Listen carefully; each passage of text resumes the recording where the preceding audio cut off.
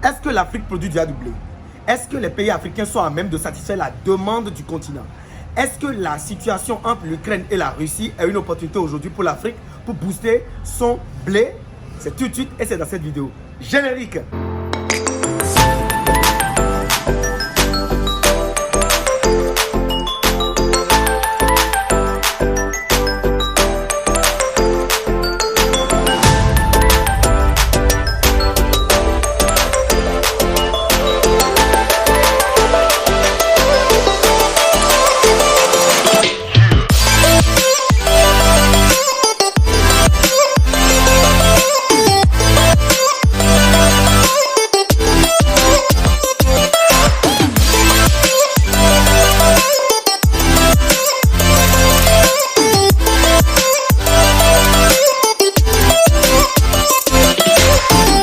Il n'y a pas ce pays qui va dire qu'il ne consomme pas du pain ou qu'il ne consomme pas les produits dérivés du blé.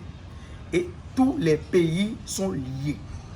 Aujourd'hui, la situation entre l'Ukraine et la Russie a fait flamber le coût de ce céréal sur le marché. Surtout en Égypte, la flambée des prix peut entraîner des soulèvements populaires.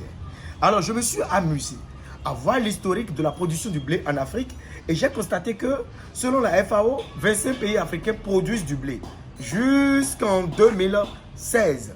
Et après 2016, nous sommes montés à 2018. Et après, nous avons remarqué que ces pays produisent en effet du blé, mais de façon amateur. Ces pays ne produisent pas du blé de façon sérieuse, de façon business, mais seulement ils produisent du blé comme l'agriculture de contemplation. C'est quoi l'agriculture de contemplation? L'agriculture de contemplation, c'est l'agriculture qu'on fait pour faire des démonstrations. C'est des parcelles de démonstration et non des productions, des rendements qui sont à même d'exploser le PIB national ou d'apporter des devises sur le territoire. C'est l'agriculture moderne. N'hésitez pas à liker la vidéo, ça vous plaît. Et si c'est la première fois que vous venez de nous découvrir, abonnez-vous à la chaîne, activez la cloche de notification pour ne plus au grand jamais louper nos prochaines vidéos. Je suis Talabé Valère Ransou, ingénieur agronome praticien. Et dans cette vidéo, je vais vous dire déjà les pays africains, la plupart des pays africains qui produisent déjà le blé. Et en l'occurrence, comment on peut faire pour booster la croissance, pour booster la production du blé en Afrique. Et également, quelles sont les alternatives telles que la farine panifiable. Le blé est l'une des vieilles cultures du pays des mille collines, mais elle a souvent été négligée par les responsables du programme agricole. Même si le rapport de l'Office rwandais pour le développement de l'agriculture montre que les récoltes de blé ont triplé pendant les 10 dernières années, les agriculteurs, eux, dénoncent de plus en plus des pertes dues à des coûts de production très élevés. En premier lieu, nous faisons face au problème de marché qui n'est pas vraiment stable. Nous avons des usines de transformation de blé, mais elles ne prennent pas notre production. Ensuite, nous investissons beaucoup plus qu'on ne gagne. Normalement, on nous donne 290 francs rwandais pour 1 kilo, alors que nous dépensons en moyenne plus de 300 francs rwandais pour avoir 1 kilo. Parce que dinañ xam ne rek am naa bele wante dem naa indi fii ñu bëri paysans yu bëri maa ngi leen di indi fii di leen woon kañ laa ko commencé ak fu mu toll si maa ngi si ci kawam. Après le terrain, la présentation des résultats à la Commission nationale de validation et d'homologation a permis aux chercheurs de tracer le long parcours des 8 variétés de blé sorties du lot initial. C'est des variétés qui sont tout à fait testées dans nos conditions et qui ont montré leur résilience par rapport à ces facteurs-là et qui pourraient absolument être promues, développées, produites dans nos conditions. Ces 8 variétés avec les rendements importants que nous avons vus et surtout les délais de réalisation nous permettent de dire qu'en fait on va s'investir davantage à pouvoir faire la production qu'il faut. L'Aïch Baladi dont je vous parlais tout à l'heure. Et l'histoire l'a montré, Christophe, l'augmentation du prix du pain, avec celle du blé bien sûr, peut mener à des émeutes. Et c'est déjà arrivé, effectivement, c'est arrivé en 1977 en Égypte, tout le pays s'en souvient, mais aussi en 2008, 2009, plus généralement, ce sont ces hausses de denrées alimentaires qui ont conduit il y a 10 ans au printemps arabe, en Égypte, mais aussi en Tunisie ou encore en Libye. À l'agriculture moderne, pendant ce montage, je voulais faire une vidéo de 2 heures.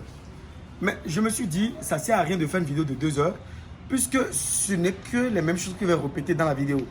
Vous allez voir le Sénégal, vous allez voir le Rwanda, vous allez voir l'Égypte, vous allez voir le Congo, vous allez voir le Cameroun, qui essaie aussi de produire son blé. Il y a plusieurs pays africains qui essaient de produire le blé. Ça veut dire que l'Afrique produit déjà le blé. Mais la question par rapport à est-ce que les pays africains peuvent subvenir à leurs besoins? La réponse, elle est malheureusement non.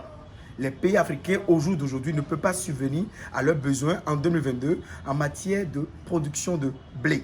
L'agriculture est une agriculture de contemplation. Ce n'est pas une agriculture sérieuse, ce n'est pas une agriculture business où on est en train de savoir le nombre de tonnages qu'on peut récolter. Ce n'est que des recherches, ce n'est que des démonstrations. Et regardez à l'écran, ce sont des pays africains qui sont aujourd'hui en tête, qui produisent un peu, qui sortent un peu de l'eau, qui produisent de façon un peu sérieuse du blé. À l'agriculture moderne. Il y a une autre alternative. Et cette vidéo, nous l'avions déjà publiée sur cette chaîne YouTube, ça fait quelques mois, sur comment transformer le manioc en farine panifiable. C'est quoi la farine panifiable? La farine panifiable, c'est quoi? C'est une autre farine qui va substituer le blé pour pouvoir fabriquer du pain, pour pouvoir fabriquer les gâteaux, pour pouvoir fabriquer tout ce qu'on veut, les trucs croustillants, tout ce que nous voulons, les shawarma, les pizzas. C'est une farine qui est panifiable, donc qui est transformable en pain. Et j'ai fait de A à Z comment arriver à transformer le manioc en farine panifiable. J'ai publié sur cette chaîne YouTube une vidéo sur comment transformer le manioc en farine de pain. Comment utiliser le manioc pour fabriquer du pain sur cette chaîne YouTube il y a des mois, bien avant la guerre entre l'Ukraine et la Russie. Donc, agriculteur moderne, si vous voulez savoir comment le faire, je vous invite à aller dans la description et à cliquer sur les deux liens pour regarder, pour déguster cette vidéo. Et je vous rappelle que les formations en matière de transformation du manioc en farine panifiable ont explosé en inbox. Alors, agriculteur moderne, je crois qu'elle vous a plu la vidéo. Si elle vous a plu la vidéo, n'hésitez pas à la liker. Et si c'est la première fois que vous venez de découvrir cette chaîne YouTube, abonnez-vous à la chaîne, activez la cloche de notification pour ne plus au grand jamais louper nos prochaines vidéos. Je suis Tadagbe, Valère Ronceau, on est ensemble.